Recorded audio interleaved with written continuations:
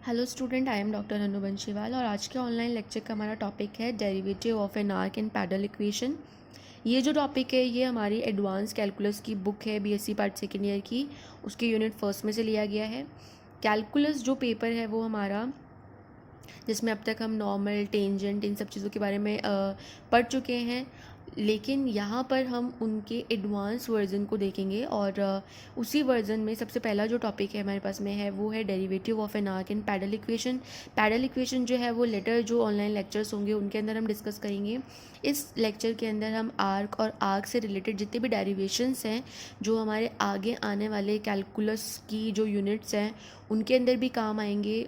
जो एक्सप्रेशन हम यहाँ पर डिस्कस करेंगे वो हमें आगे भी यूनिट फर्स्ट, सेकंड, थर्ड के बाकी टॉपिक्स के अंदर में भी यूज़ होंगे। तो इन एक्सप्रेशंस को हम इसमें डिटेल में पढ़ेंगे। तो सबसे पहले हम देखते हैं कि डेरिवेटिव ऑफ एन आर्क, इस टॉपिक में इस टॉपिक को हिंदी में चाप का अवकलज भी कहते हैं और पदिक समीकरण पैडल इक्वेशन को कहते हैं, जिन्हें हम लेटर लेक्चर्स में डिस्कस करेंगे। तो यहाँ पे चाप का अवकलज पढ़ेंगे और आर्क को लेकर जितने भी हमारे डेरिवेशंस हैं, जिससे हम कुछ एक्सप्रेशन सेट करेंगे, कुछ डेरिवेशन करेंगे, तो उनके लिए हम आर्क को कैसे यूज़ करेंगे डेरिवेशंस के अंदर वो पढ़ेंगे। तो सबसे पहले हम यहाँ पर एक डायग्राम देख रहे हैं। इस डायग्राम के अंदर हमने एक कर्व लिया है। ये हमारे पास में पूरा एक कर्व है और इस कर्व का छोटा सा पार्ट लिया है हमने पी क्यू, और इस पार्ट को हम क्या कह रहे हैं, चाप कह रहे हैं, जिसे इंग्लिश में हम आर्क भी कहते हैं। अब यहाँ पर बिंदु P और Q पर पहुँचने के हमारे पास में, P से Q पर पहुँच के इसकी दूरी निकालने के हमारे पास में तीन तरीके हैं। एक तो ये जो आर्क है इसकी लंबाई, दूसरा हमारे पास में एक हम यहाँ पर एक सीधी यहाँ एक लाइन खींच दे P से Q पर, और ये जो लाइन हम खींचेंगे इसे हम कॉर्ड बोलते हैं, जीवा हिंदी में। तो अगर हम ये कॉर्ड की लेंथ निकाल लें और अगर यहाँ पर हम कोई तीसरा एक्सटर्नल पॉइंट ले A, तो P से हम पहले A पर जाएं और A से फिर Q पर जाएं, तो इस तरीके से हम P Q की जो लंबाई है वो निकाल सकते हैं। यहाँ पर मेन इंपॉर्टेंट हम किसकी बात कर रहे हैं, इस आर्क की लंबाई की बात कर रहे हैं कि इस पी क्यू की लेंथ जो है वो हमारे पास में क्या होगी। तो यहाँ हमने एक रिलेशन पढ़ा कि जो लेंथ हम पी क्यू कॉर्ड से निकालेंगे वो लेंथ कम होगी अगर हम वो लेंथ इस आर्क के थ्रू निकालें। ऑब्वियसली यहाँ हम स्ट्रेटली पहुँच रहे हैं, तो ये जो डिस्टेंस हमने निकाली, ये जो लंबाई हमने निकाली है, उसका मान कम होगा कंपैरेटिवली ये जो आर्क वाली जो हमारी लेंथ है उससे। और इस आर्क की लेंथ भी कम होगी अगर हम पहले P से A पर जाएं, फिर उसके बाद A से Q पर जाएं और इन दोनों डिस्टेंस को जोड़ दें। तो इस तरीके से प्राप्त होने वाली जो हमारे पास में लंबाई है वो सबसे ज़्यादा होगी, और उससे कम हमारी चाप PQ की लंबाई होगी, और उससे भी कम अगर हम कॉर्ड से PQ की लेंथ निकाल रहे हैं तो वो होगी। तो यहाँ पर हमने एक रिलेशन पढ़ा और ये रिलेशन जो है रिपीटेटिवली आपके आगे भी काम में आएगा, इसलिए यहाँ मैंने इसको डिक्टेट किया है कि ये रिलेशन एक्चुअल में है क्या। अगर हम किसी कर्व पे छोटा सा आर्क मार्क करें, आर्क मतलब एक छोटा सा चाप लें, तो उस चाप की लंबाई जो है, यहाँ पर इम्पॉर्टेंट हमारा जो टॉपिक है वो क्या है, इसकी लंबाई को डिस्कस करना। तो ये लंबाई हम कितने तरीके से निकाल सकते हैं, एक अगर हम यहाँ पर एक जीवा खींच दें तो जीवा पी क्यू भी जो है वो उसकी लंबाई निकाल सकती है। ये जो चाप है P से यहाँ इस तरीके से कर्व फॉर्म में घूमकर जा रहा है, इससे भी हम इसकी लंबाई निकाल सकते हैं, या फिर किसी एक्सटर्नल पॉइंट पर जाके इस तरीके से भी हम इसकी लंबाई जो है वो निकाल सकते हैं।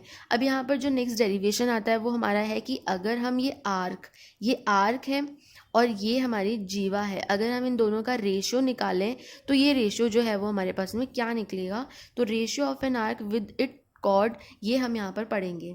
तो इसी डायग्राम को हम वापस एक बार रिपीट कर रहे हैं। तो यहाँ हमने एक कर्व लिया है। आप ये डायग्राम जो है इस लेक्चर के साथ साथ साथ में भी बना सकते हैं, ताकि आपको स्टेप बाय स्टेप ये जो डायग्राम के पॉइंट्स हैं वो क्लियर हो जाए।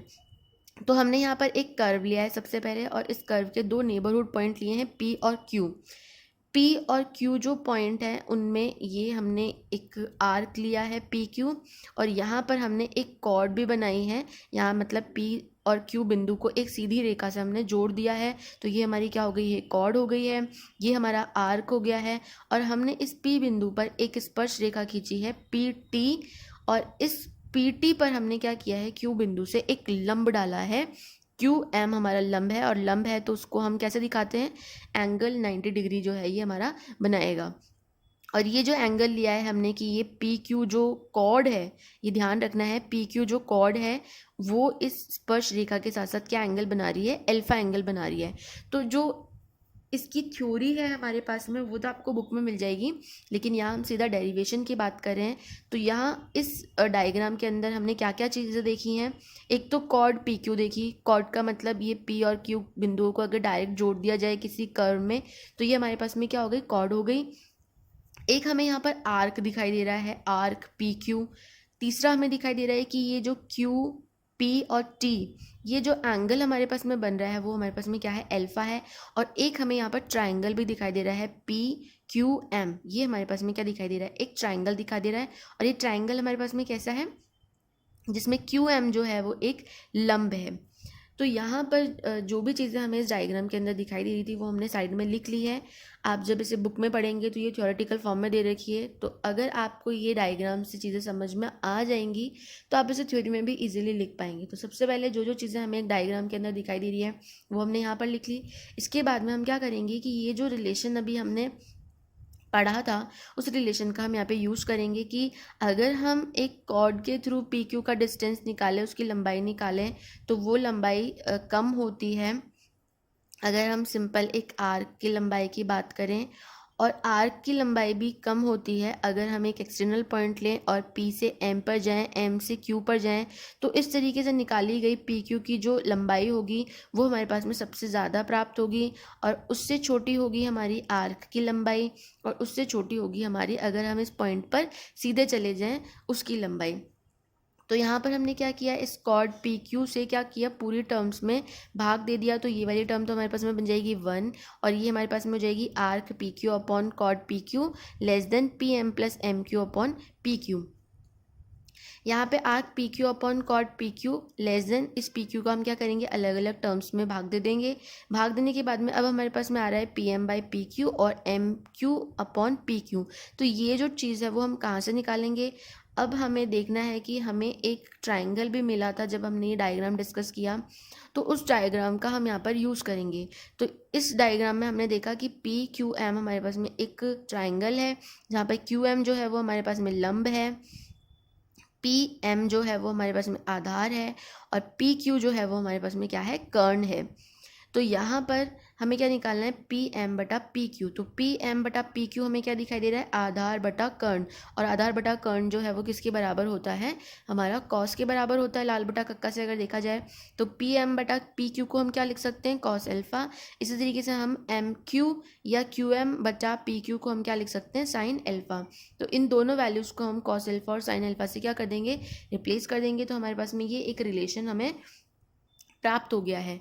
अगर हम विचार करें कि ये Q बिंदु जो हमने थोड़ा दूरी पर लिया है, अगर P बिंदु यहाँ है और Q बिंदु थोड़ा सा इससे नज़दीकी कोई बिंदु है, तो अगर हम विचार करें कि Q जो बिंदु है वो अगर P की तरफ टेंड कर रहा है, यानी कि ये जो Q बिंदु है नज़दीकी बिंदु, अगर वो धीरे धीरे P की तरफ जा रहा है, तो Q जैसे जैसे P की तरफ जाएगा तो ये जो एंगल बन रहा है हमारे पास में अल्फा, वो क्या हो जाएगा, ज़ीरो हो जाएगा। क्योंकि अगर Q पूरी तरीके से P पर आ गया तो बीच में उनके कोई कोण बनेगा ही नहीं। तो यहाँ पर अल्फा हमारे पास में क्या हो जाएगा, ज़ीरो हो जाएगा, जैसे जैसे हम Q जो है वो P की तरफ लेकर जाएंगे। यानी कि हमने यहाँ पर एक लिमिटिंग केस लिया है।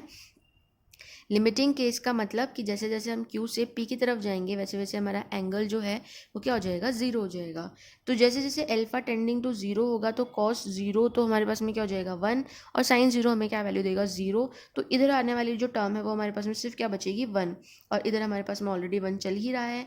तो यहाँ पर अगर हम लिमिट ले लें P टेंडिंग टू Q की, sorry Q tending to P की, तो ये जो हमारा रेशियो है वो एक से छोटा और एक से क्या होगा, बड़ा होगा। यहाँ से हमें एक से बड़ा दिखाई दे रहा है, यहाँ पर हमें एक से छोटा दिखाई दे रहा है, और ये दोनों चीज़ें तभी ट्रू हो सकती हैं जब ये हमारे पास में क्या हो, बराबर 1 हो। यानी कि जब हमारा लिमिटिंग केस होगा कि बिंदु Q P की तरफ आ रहा है, तो एक आर्क, यानी कि ये जो आर्क है इसका अपनी जीवा के साथ जो रेशो होगा, जो अनुपात होगा, वो हमेशा क्या होगा, 1 होगा। ये जो रिजल्ट है वो आपको हमेशा याद रखना है कि एक आर्क का अपने ही कोड के साथ साथ जो अनुपात होता है वो हमेशा क्या होता है, 1 होगा। क्योंकि ये जो ऐसे रिजल्ट हैं वो डायरेक्ट आगे आने वाली डेरिवेशंस में यूज़ में आते हैं।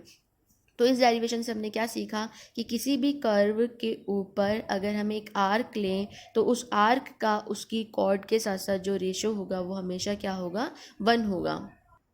नेक्स्ट जो हमारा टॉपिक है वो है चाप की लंबाई का अवकलज, यानी कि derivative of length of an arc. सबसे पहले हमें टॉपिक समझना है। अभी अभी हमने चाप पढ़ा, अब हमें क्या करना है, चाप की लंबाई, और फिर वो जो लंबाई आएगी हमारे पास में उसका हमें क्या करना है, अवकलज जो है वो निकालना है।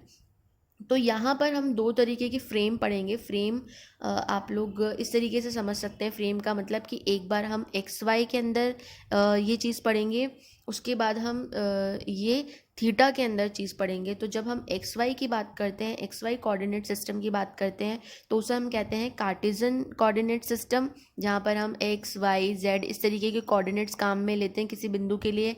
और जब हम थीटा की बात करते हैं, आर की बात करते हैं, तो हम बात करते हैं पोलर कोऑर्डिनेट सिस्टम की, जिसके अंदर हम किसी भी बिंदु को, उसके निर्देशांक को आर और थीटा की फॉर्म में रिप्रेजेंट करते हैं। तो यहाँ पर दो केस बनेंगे, एक केस में हम कार्टेशियन फॉर्म में बात करेंगे और दूसरे केस में हम पोलर फॉर्म में बात करेंगे। तो अब हमें क्या करना है, कार्टेशियन फॉर्म में लेना है। तो कार्टेशियन फॉर्म आते ही सबसे पहले हमें दिमाग में आना चाहिए कि हम एक्स वाई फॉर्म के अंदर किसी भी चीज़ को सॉल्व करेंगे। तो यहाँ पर हमने फिर से एक कर्व लिया, ये हमने एक कर्व लिया है। इस कर्व के डायग्राम को मैं दो टुकड़ों में बताऊंगी ताकि आपको इजीली जो है वो डिफरेंस दिखाई दे और चीज़ें समझ में आए। बाकी आपकी बुक में ये डायग्राम एक ही दे रखा है इस तरीके का, और इसी से आपको अपना डेरिवेशन जो है वो करना है। लेकिन समझाने के लिए मैंने यहाँ पर दो डायग्राम बनाए हैं और इन डायग्राम को हम डिक्टेट करते हैं। हम यहाँ हमने एक कर्व लिया है, ये कर्व यहाँ से लेकर यहाँ तक एक कर्व है, और इस कर्व के हमने दो बिंदु लिए हैं P और Q।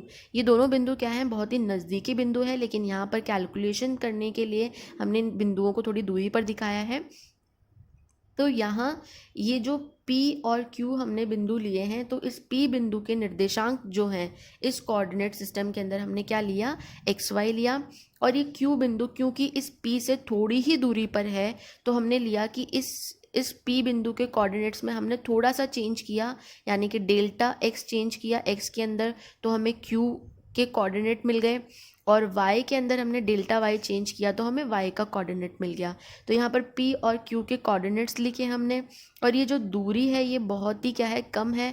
और जो कम दूरी की बात होती है उसे हम किससे रिप्रेजेंट करते हैं, डेल्टा से। जो माइन्यूट चेंजेस होते हैं, जो माइन्यूट डिफरेंस होता है, उसको हम डेल्टा से दिखाते हैं। तो यहाँ पर हमने ये जो आर्क है, ये आर्क की लंबाई को हमने दिखाया है डेल्टा एस से, और जो ये कॉर्ड हमने बनाई है P से Q पर, हमने एक सीधी रेखा जो खींची है, इसकी जो लंबाई है वो हमारे पास में क्या है, डेल्टा L है।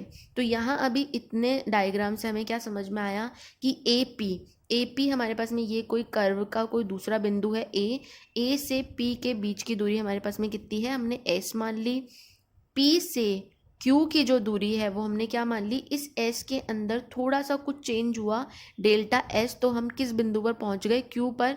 तो टोटल मिला के ये A से Q तक की दूरी कितनी हो गई, S प्लस डेल्टा S। और ये जो जीवा है, ये जो कॉर्ड है PQ, इसकी जो दूरी है या लंबाई है वो हमारे पास में हमने क्या ली है, डेल्टा L ली है। P जो बिंदु है उसके कोऑर्डिनेट्स हमने लिए हैं XY, और Q जो बिंदु है वो हमें कैसे प्राप्त हुआ है, इस P बिंदु से ही थोड़ा सा अगर आगे हम किसके थोड़ा सा डिफरेंस पे किसके, तो वो थोड़ा सा डिफरेंस हमने डेल्टा X और डेल्टा Y से रिप्रेजेंट किया है। तो Q के कोऑर्डिनेट्स हो जाएंगे X प्लस डेल्टा X और Y प्लस डेल्टा Y। ये हमें इस डायग्राम से समझ में आया है।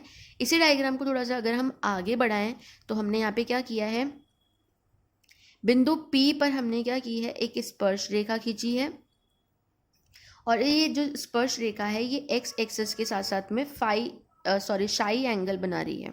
ये ध्यान रखना है हमें कि बिंदु P पर हमने एक स्पर्श रेखा खींची है और ये स्पर्श रेखा हमेशा x एक्सिस के साथ में शाई एंगल बनाएगी।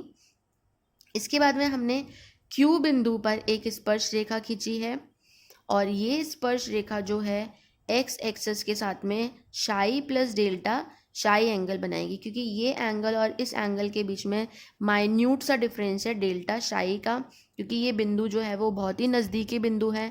अगर आप इन दो बिंदुओं पर अलग अलग स्पर्श रेखा खींचेंगे तो उन स्पर्श रेखाओं में जो एंगल का डिफरेंस आएगा वो बहुत ही कम आएगा। तो यहाँ पर P पर जो स्पर्श रेखा खींची वो बना रही है एंगल शाई, और जो Q पर स्पर्श रेखा खींची वो बना रही है शाई प्लस डेल्टा शाई।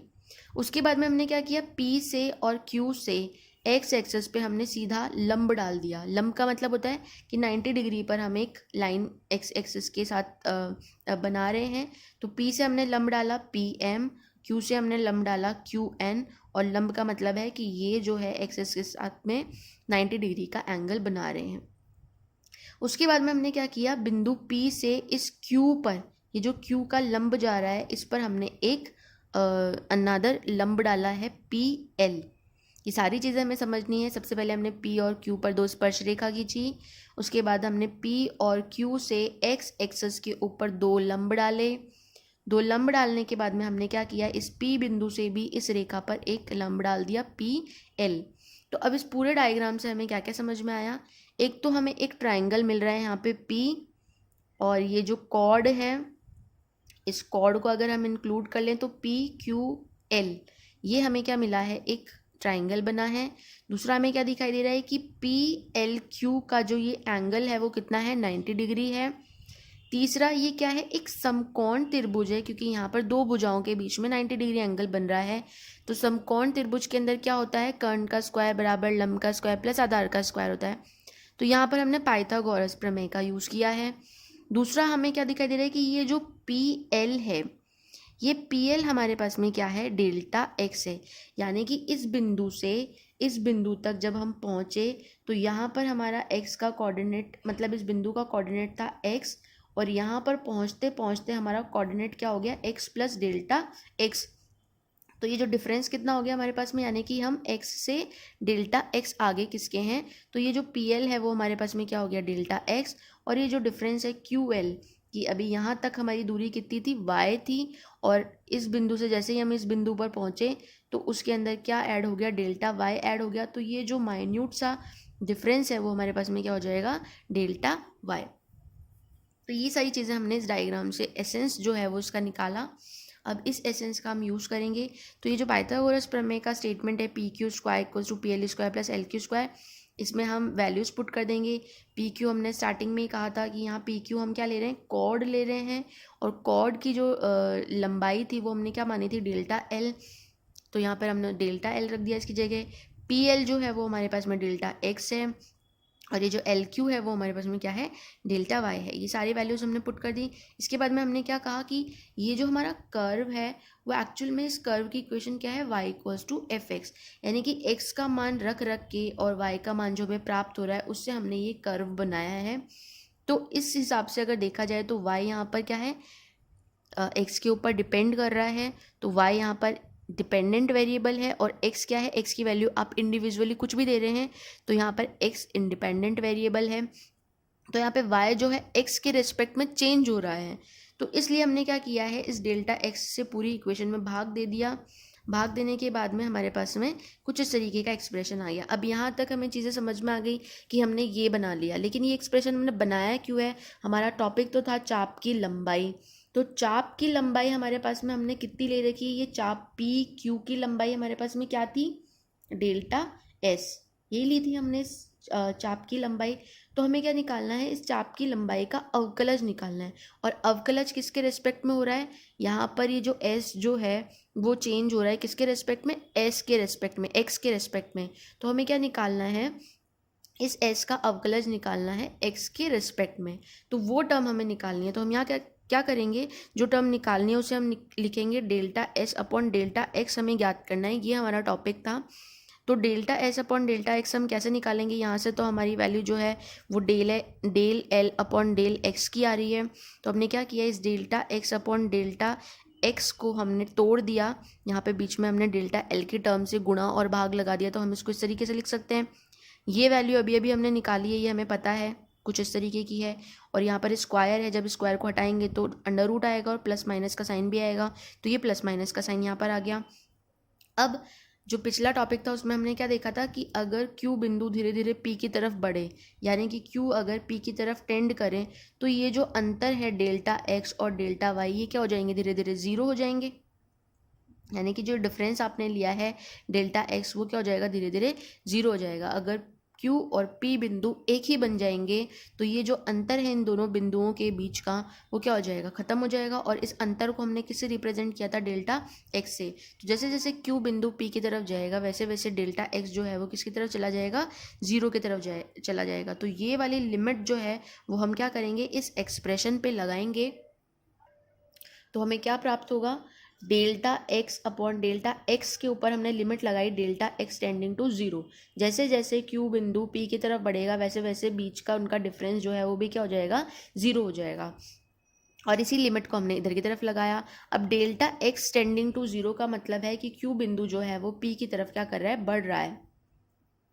मतलब ये जो कर्व है इसमें हमने दो नज़दीकी बिंदु लिए हैं P और Q, ये बहुत ही पास के बिंदु हैं। और अगर हम ये ले लें कि ये पास वाला बिंदु धीरे धीरे Q की तरफ टेंड कर रहा है तो इन दोनों के जो बीच की दूरी है वो दूरी जो है हमारे पास में क्या हो जाएगी, 0 हो जाएगी। तो यहाँ पर हमने क्या किया है, इस लिमिट को इधर वाले एक्सप्रेशन पे लगाया तो यहाँ पे ये delta S upon delta L actual में क्या रिप्रेजेंट कर रहा है, डेल्टा S तो हमारी क्या थी, आर्क की लेंथ थी, और डेल्टा L जो है वो हमारी क्या थी, ये कॉर्ड जो थी P और Q की इसकी लंबाई थी। और पिछले टॉपिक में हमने पढ़ा था कि आर्क और कॉर्ड का जो रेशियो है वो क्या होता है, 1 होता है।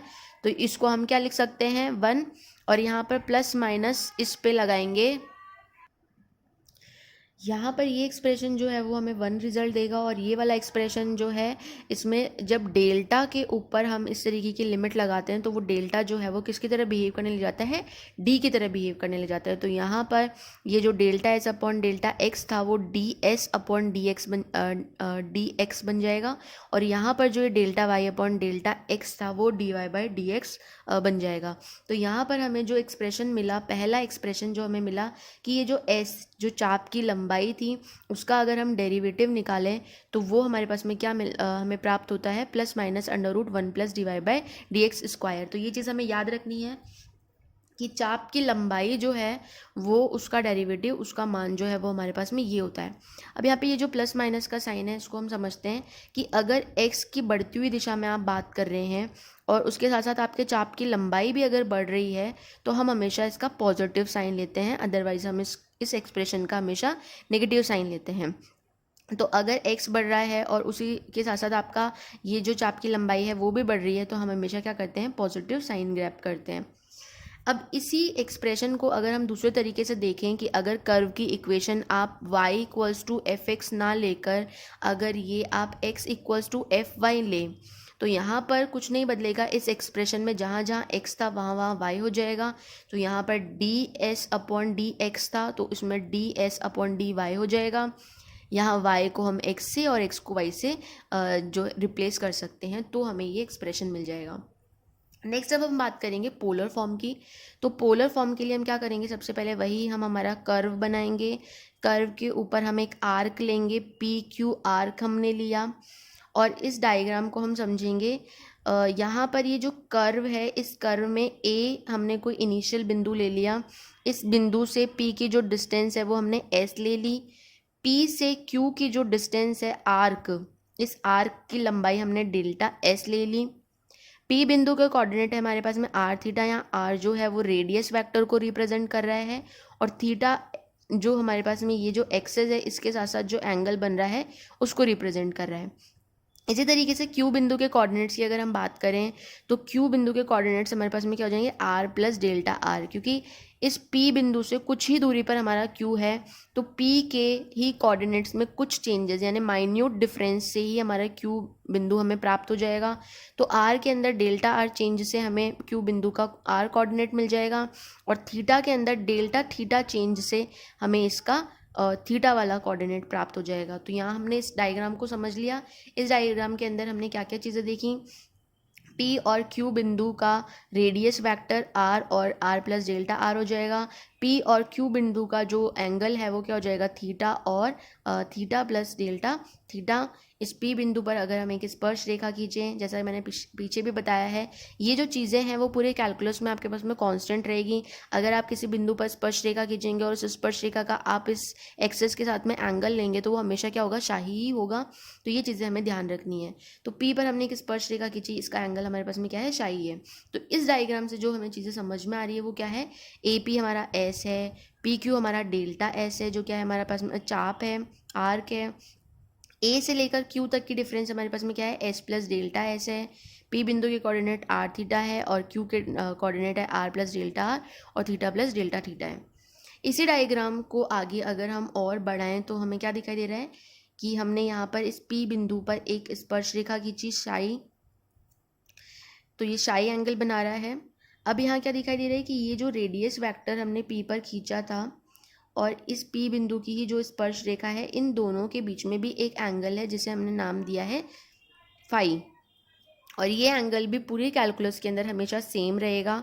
जब रेडियस वेक्टर और स्पर्श रेखा के बीच में कोई एंगल बनता है तो उसको हम किससे रिप्रेजेंट करते हैं, फाई से रिप्रेजेंट करते हैं। और अगर इस बिंदु पर स्पर्श रेखा खींची जाए, उसका जो एक्सेस के साथ साथ एंगल बनता है वो हमेशा साई बनता है। तो यहाँ से क्या देखा मैंने कि एक एंगल ये बन रहा है, एक एंगल ये बन रहा है, दूसरा हमारे पास में थीटा बन रहा है, डेल्टा थीटा बन रहा है। एक मैंने क्या किया, पी से इस ओ क्यू पर एक लंब डाला पी एम, तो ये एंगल बन रहा है मेरे पास में 90 डिग्री। तो इस डायग्राम से मेरे पास में क्या क्या चीज़ें मिली, एक तो मुझे एक ट्राइंगल मिल रहा है पी एम क्यू। इस पी एम क्यू ट्राइंगल के अंदर मेरे पास में एक समकोण है, 90 डिग्री एंगल है। और मुझे क्या निकालना है, चाप की लंबाई का अवकलज। तो चाप की लंबाई मेरे पास है एस और उसका अवकलज निकालना है मुझे किसके रेस्पेक्ट में, थीटा के रेस्पेक्ट में। क्योंकि यहाँ जो हमारी इक्वेशन है कर्व की वो है आर एफ थीटा, और थीटा जो है वो हमारा क्या कर रहा है, वेरी कर रहा है। और जो चीज़ वेरी करती है, जो चीज़ बदलती रहती है, उसी के रेस्पेक्ट में हम क्या निकालते हैं, रेट ऑफ चेंज निकालते हैं, जिसको हम डी से दिखाते हैं। तो हमें क्या निकालना है, D S by D theta. अभी हमें कोई आइडिया नहीं है इस D S by D theta के बारे में, तो हमने simple D S by theta D theta लिखा। अभी डी एस बाई थीटा हमें प्राप्त कैसे हुआ कि जब हम delta S upon delta theta में लिमिट लगा दें डेल्टा थीटा टेंडिंग टू 0 की, तो वो एक्सप्रेशन हमारे पास में किसके बराबर होता है, D S by D theta के बराबर होता है। इस एक्सप्रेशन में हम उल्टा चल रहे हैं। जैसे इस एक्सप्रेशन में हमने पहले लिमिट लगाई, उसके बाद में हमारे पास में डी बना, और इस वाले एक्सप्रेशन में हम पहले डी ले रहे हैं, डी को हम डेल्टा में देख रहे हैं। और इसके बाद में आप देखिए यहाँ पर डेल्टा एस जो है वो आपके पास में क्या है, आर्क है। आर्क पी क्यू की लंबाई है, तो उसे हम लिख रहे हैं चाप पी क्यू, और delta theta as it is आ गया। इसके बाद में हमने क्या किया, इस रेशो को हमने तोड़ दिया, चाप पी क्यू बटा जीवा पी क्यू इंटू जीवा पी क्यू बटा डेल्टा थीटा। यहाँ पर हमने जीवा पी क्यू से गुणा और भाग दोनों किया है, क्योंकि किसी भी टर्म से गुणा भाग करने पे कोई फ़र्क नहीं पड़ता। तो यहाँ पर हमने चाप पी क्यू अपॉन जीवा पी क्यू को एक तरफ कर लिया, और जीवा पी क्यू बटा डेल्टा थीटा वाली टर्म हमने एक तरफ कर ली। और अभी अभी हम पढ़ के आए हैं, ratio of arc upon chord जो है वो हमेशा क्या होता है, 1 होता है लिमिटिंग केस में। तो ये वाला जो एक्सप्रेशन है वो हमारे पास में क्या हो जाएगा, 1 हो जाएगा, और हमारे पास में सिर्फ क्या बचेगा, जीवा P Q upon delta theta. तो इसकी वैल्यू हम कैसे निकालेंगे वो देखते हैं। तो जीवा पी क्यू बटा डेल्टा थीटा हमें इसकी वैल्यू निकालनी है। तो वापस हम उस ट्राइंगल पे चलेंगे पी क्यू एम, जिसमें हमारे पास में एक एंगल आ रहा था 90 डिग्री, और यहाँ पर वही पाइथागोरस प्रमेय का हम यूज़ करेंगे, P Q square equals to P M square plus M Q square. अब यहाँ पे हम पी एम और एम क्यू की वैल्यू निकालेंगे। तो पी एम देखिए हमारे पास में क्या है, ये एक्सप्रेशन है, ये लाइन है, इसकी वैल्यू हम कैसे निकालेंगे, ये एंगल बन रहा है डेल्टा थीटा। तो जब एंगल के सामने वाले भुजा की बात होती है तो उसके कोऑर्डिनेट हमारे पास में होते हैं जो आपका रेडियस वेक्टर है वो, और साथ में ये आता है साइन डेल थीटा। ये आप निकाल भी सकते हैं लाल बटा कक्का की फॉर्म से, ये मैं डायरेक्ट लिख रही हूँ। तो यहाँ पर पी एम जो है वो हमारे पास में क्या हो जाएगा, आर साइन डेल्टा थीटा का स्क्वायर, प्लस ये जो एम क्यू है, एम क्यू ये इतनी सी लंबाई है, लेकिन ये लंबाई हम कैसे निकालेंगे, ये पूरी लंबाई Q M sorry O Q में से हम ये इतनी लंबाई जो है वो क्या कर देंगे, माइनस कर देंगे। तो ओ क्यू आपके पास में क्या है, आर प्लस डेल्टा आर, इसमें से आप इतनी लंबाई जो है अगर माइनस कर देंगे तो ये जो ओ एम है वो एक्चुअल में किसके बराबर है, इसी ओ पी के बराबर है। और ओ पी अभी अभी आपने निकाला है सॉरी ओ पी अभी आपके पास में क्या है, आर कॉस थीटा है। तो यहाँ पर हमारे पास में क्या हो गया, R plus delta R minus R cos delta theta का स्क्वायर। तो यहाँ पे पी एम और एम क्यू का मान यहाँ पर पुट कर दिया हमने। इसके बाद में वही हम लिमिटिंग केस लेंगे कि जैसे जैसे क्यू जो है वो पी की तरफ बढ़ेगा तो ये जो एंगल है डेल्टा थीटा वो क्या हो जाएगा, ज़ीरो होता जाएगा, क्योंकि ये दोनों बिंदु अगर संपाती हो जाएंगे, एक ही जगह आ जाएंगे, तो इनके बीच में कोई एंगल भी नहीं रहेगा। तो जब डेल्टा थीटा ज़ीरो होगा तो साइन डेल्टा थीटा वो तो क्या बन जाएगा हमारे पास में डेल्टा थीटा, और कॉस डेल्टा थीटा जो है यहाँ पर वो क्या बन जाएगा हमारे पास में 1। पोलर कोऑर्डिनेट्स के अंदर हमेशा ये ध्यान रखना है कि साइन डेल्टा थीटा वो क्या हो जाएगा, डेल्टा थीटा हो जाएगा, और कॉस डेल्टा थीटा वो क्या हो जाएगा, 1 हो जाएगा। तो यहाँ जो है हम इनकी वैल्यू पुट कर देंगे, साइन डेल्टा थीटा हो गया, और कॉस की जगह हम क्या रख देंगे, 1 पुट कर देंगे। तो इस एक्सप्रेशन को सॉल्व करने के बाद में हमारे पास में ये आ जाएगा। और यहाँ ये जो जीवा पी क्यू, ये जो वैल्यू निकल के आई है, ये पी क्यू एक्चुअल में ये क्या है, ये हमारे पास में ये पी क्यू जो जीवा थी उसका मान निकल के आ रहा है। तो जीवा पी क्यू जो है वो हमारे पास में किसके बराबर हो जाएगी, आर स्क्वायर डेल्टा थीटा का स्क्वायर प्लस डेल्टा आर का स्क्वायर। ये वैल्यू उठा के हम यहाँ पर पुट कर देंगे जीवा पी क्यू की जगह। तो जीवा पी क्यू की वैल्यू यहाँ पर पुट करने के बाद में हम क्या करेंगे, इस डेल्टा थीटा से अलग अलग भाग दे देंगे, और भाग देने के बाद में हमारे पास में क्या एक्सप्रेशन आ जाएगा, R square plus D R by D theta का स्क्वायर, क्योंकि हमने यहाँ पे delta theta tends to 0 limit लगा रखी है, और ये लिमिट जब डेल्टा के ऊपर लगती है तो डेल्टा जो है वो क्या बन जाता है, डी बन जाता है। तो यहाँ जो हमारे पास में एक्सप्रेशन आएगा वो क्या आ जाएगा, इधर D S by D theta equals to R square plus D R by D theta का स्क्वायर। यानी कि जब हम पोलर फॉर्म के अंदर चाप की लंबाई का अवकलज निकालेंगे तो वो एक्सप्रेशन हमेशा ये होगा, ये आपको याद रखना है कि D S by D theta बराबर होता है R square plus D R by D theta का होल स्क्वायर, उसका अंडर रूट। अब अगर हम कर्व की इक्वेशन को चेंज कर दें कि अभी हमने स्टार्टिंग में माना था कि r is a function of theta, अब अगर हमारी कर्व की इक्वेशन ये हो theta equals to F R function of r, तो जहाँ जहाँ आपके पास में मतलब थीटा था वहाँ आर रिप्लेस कर दीजिए, जहाँ आर था वहाँ थीटा रिप्लेस कर दीजिए। तो डी एस बाई डीटा जो डी थीटा था उसको हम लिख सकते हैं D S by D R dot D R by D theta.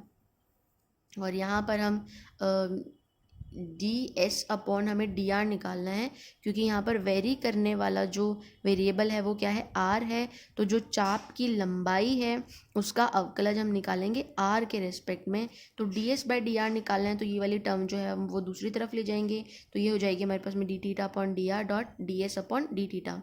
और D S upon D theta अभी हमने निकाला है, उसकी वैल्यू हम यहाँ पुट कर देंगे। ये D theta upon D are हम अगर अंदर मल्टीप्लाई करें तो कैलकुलेशन करने के बाद में हमारे पास में ये एक्सप्रेशन आ जाएगा। तो D S by D theta आपके पास में ये होता है, और D S upon D are जो है ये होता है। अब ये आएगा हमारे माइंड में कि ये सब चीज़ें हमारे पास में काम कहाँ आती है। तो अभी ये सिर्फ हमारे पास में डेरिवेशंस हैं, और इन डेरिवेशन से जो भी प्राप्त हमें ये जो रिजल्ट हो रहे हैं ये बाद में जो भी टॉपिक हम आगे कैलकुलस में पढ़ेंगे उनके अंदर ये सारी चीज़ें जो हैं वो डायरेक्ट यूज़ होती हैं। तो इसलिए हमें ये सारी चीज़ें या तो पता होनी चाहिए कि ये कहाँ से आई, या ये हमें याद होनी चाहिए कि D S by D theta D S upon D are की वैल्यू क्या होती है। इन्हीं सब डेरिवेशंस के आगे भी हम कुछ डेरिवेशन डिस्कस करेंगे, कुछ वैल्यूज़ फाइंड आउट करेंगे नेक्स्ट लेक्चर के अंदर। तो इस लेक्चर में हमने सीखा कि आर्क जो है वो उसका हम कैसे डेरिवेशंस के अंदर यूज़ कर रहे हैं, कार्टेशियन कोऑर्डिनेट सिस्टम क्या होता है, पोलर कोऑर्डिनेट सिस्टम क्या होता है, और उसके अंदर हम किस तरीके से एंगल्स जो हैं वो देखते हैं। तो यहाँ पर इस टॉपिक के अंदर, इस डेरिवेशन के अंदर हमने बहुत सारी चीज़ें जो स्टडी करी है वो थ्रू आउट पूरे कैलकुलस जिसमें यूनिट फर्स्ट सेकंड थर्ड तीनों यूनिट के अंदर आपको वही चीज़ें जो है वो सेम दिखाई देंगी। इसीलिए जो बेसिक है वो आपका स्ट्रॉन्ग होना चाहिए कि साई एंगल जो है अगर वो आपके पास में आ रहा है तो उसका मतलब आपको समझना है कि वो किसी स्पर्श रेखा जो कि एक्सेस के साथ साथ कौन बना रही है वो साई है। फाई एंगल अगर आ रहा है तो रेडियस वेक्टर का स्पर्श रेखा के साथ साथ एंगल फाई होता है। तो ये सारी चीज़ें जो है वो पूरे कैलकुलस में एक जैसी रहेंगी, इसीलिए यहाँ पर बेसिक जो है हमारा स्ट्रॉन्ग होना ज़रूरी है। ठीक है, तो इस वाले लेक्चर के अंदर हम इतना ही पढ़ेंगे। आगे के जो डिडक्शंस है वो हम नेक्स्ट लेक्चर के अंदर डिस्कस करेंगे। Thank you. ये लेक्चर आपको कॉलेज के यूट्यूब चैनल में BSc part first year playlist में मिलेगा। अगर आपका इससे रिलेटेड कोई भी क्वेरी है तो आप कमेंट बॉक्स में पूछ सकते हैं। Thank you.